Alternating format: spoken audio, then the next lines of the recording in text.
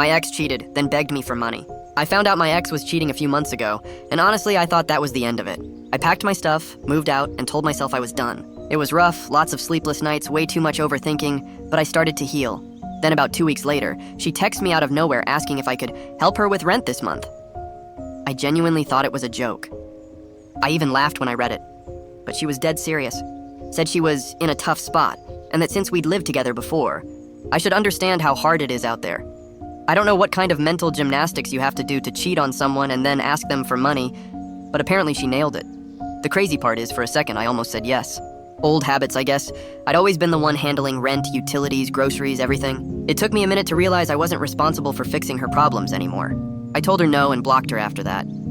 After about an hour, my phone starts blowing up again. This time, it's my mom. She tells me that my ex just called her. Somehow she'd found my parents' number and started saying I was ignoring her in a time of need.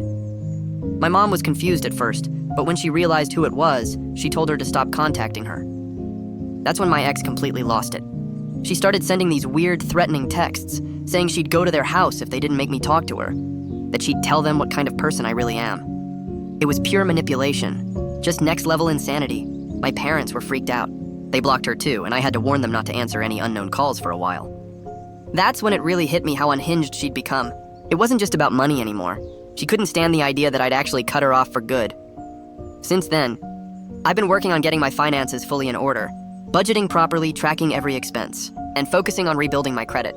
It's wild how much peace comes from having total financial independence after being tied to someone who drained me emotionally and financially. If there's one thing I learned from that mess, never mix love and bills unless you're sure you're both actually on the same team.